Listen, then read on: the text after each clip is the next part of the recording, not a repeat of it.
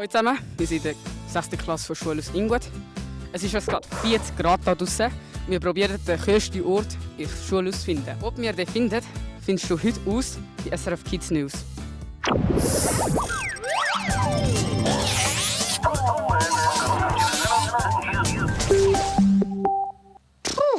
Das heisst, du hei. Schön findest du zwischen Schule und Schwimmbad trotzdem Zeit für uns. Du bist bei der SRF Kids News gelandet. Wir reden über die Hits in dieser Sendung. Wir gehen aber auch zu einer Schulklasse, die eine andere Landessprache redet. Dazu geht meine Quizfrage. Welche Landessprache reden wir in der Schweiz am wenigsten? A. Rätoromanisch oder B. Italienisch?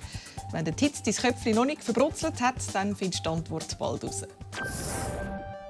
Die Hitze hat die Schweiz im Griff. Im Moment haben wir immer wieder Temperaturen über 30 Grad. Da wird es auch heiß im Schulzimmer, entsprechend zu lernen schwierig. Früher hat es bei solchen Temperaturen manchmal hitzefrei gegeben. Heute ist das nicht mehr so üblich. Damit es in der Schule trotzdem erträglich bleibt für dich, diskutieren die Politik, die Schulen und die Lehrpersonen darüber, was man machen müsste. Mehr Bäume für Schatten, bessere Lüftung in den Zimmern und so weiter. Eine Lösung für alle Schulen, das ist schwierig. Jedes Schulhaus ist anders. Außerdem entscheidet je nach Ort die Gemeinde, die Stadt oder der Kanton, was gemacht wird. Wir schauen uns hier in der SRF Kids News ein Schulhaus an, Thermometer einpacken und ab auf Zürich. Hallo zusammen, wir sind in der 6. Klasse von Schule aus Ingwet. Es ist gerade 40 Grad da draußen und wir probieren den kühlsten Ort der Schule zu finden.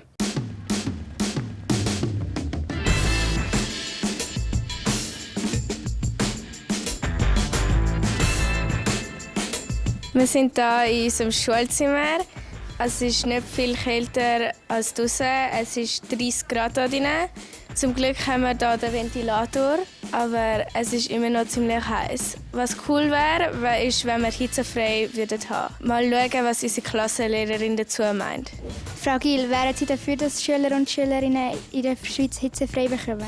Ich glaube, das wäre schon noch lässig ab und zu. Aber je länger, also wenn man so ein bisschen langfristig denkt, wird es immer mehr Hitzetage geben.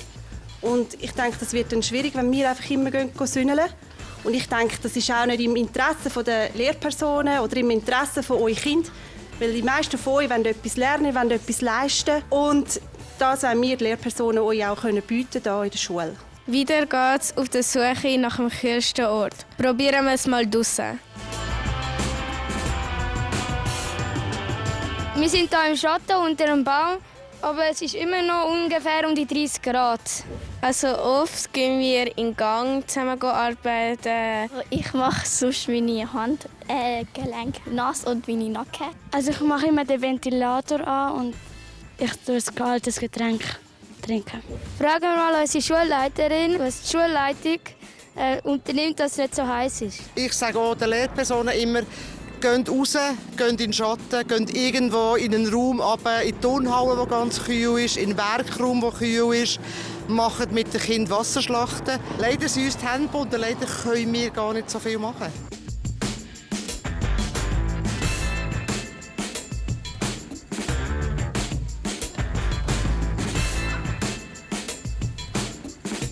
Oh mein Gott, es ist so schön kühl da drinnen.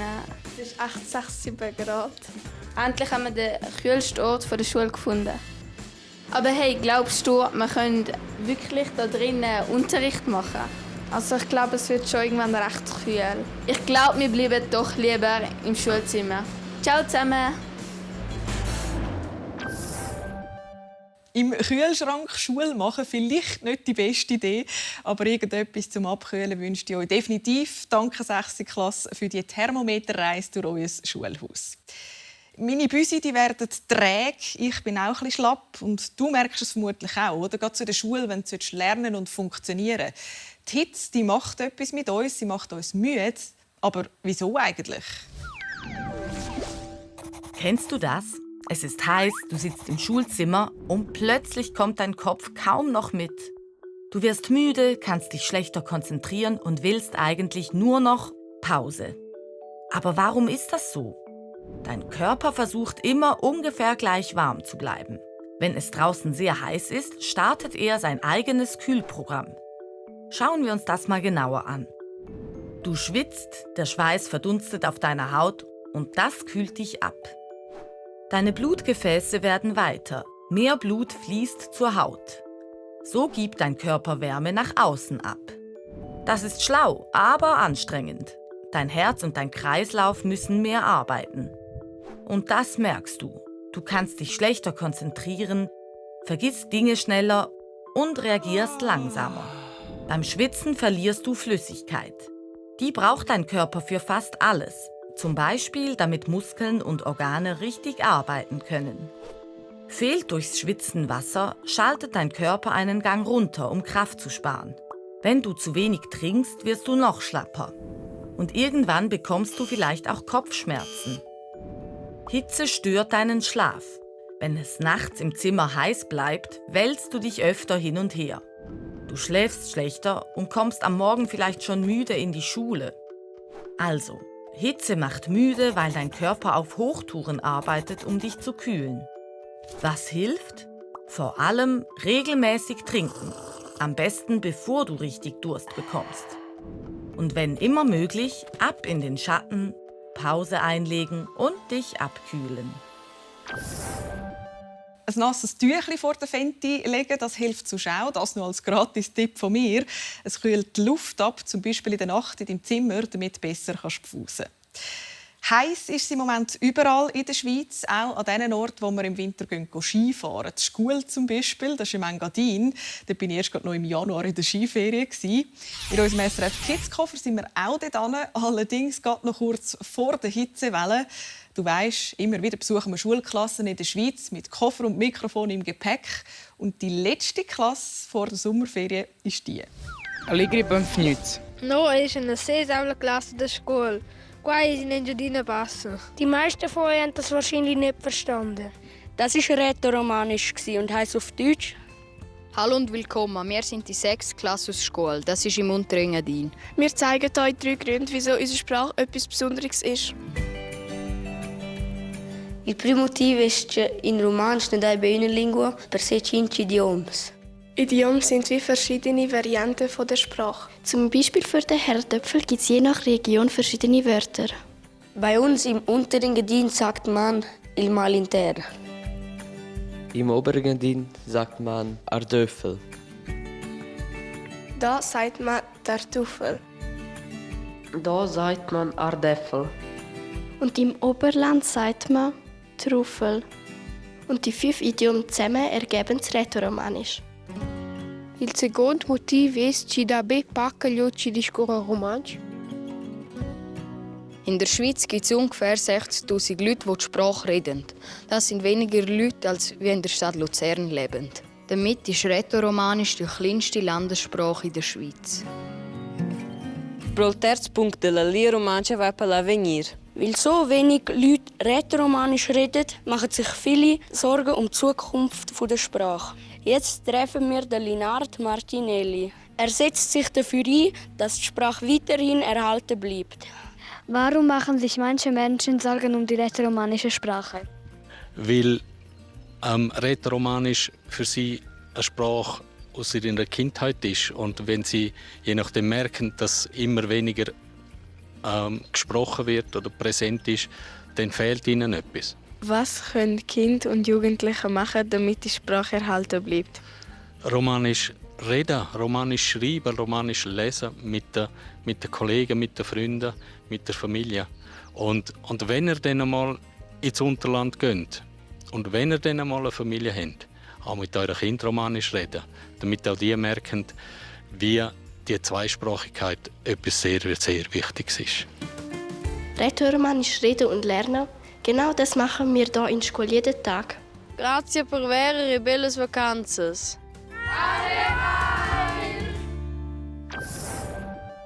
Grazie fetsch an euch, liebe 6. Klasse von Schule, fürs Mitnehmen in unser schönes Dorf, aber auch fürs Auflösen von unserem Quiz. Welche Landessprache reden wir in der Schweiz am wenigsten? Das wollte ich wissen. Und die richtige Antwort ist A. Rätoromanisch.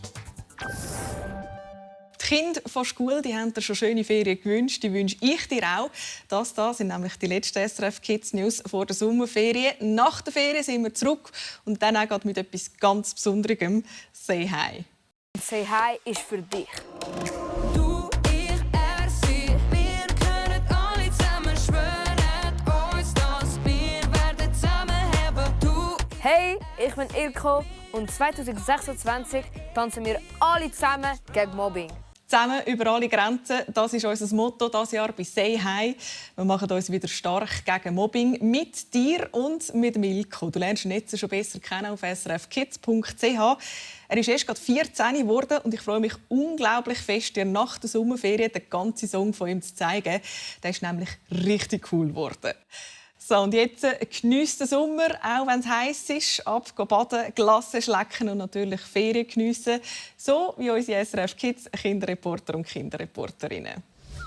Ich freue mich sehr auf die Sommerferien, weil wir dann endlich wieder mal 5 Wochen Ferien haben und nicht nur 2 Wochen. Weil wir können baden und einfach im Pool chillen. Für mich darf in den Sommerferien nicht fehlen, der Strand und das Meer.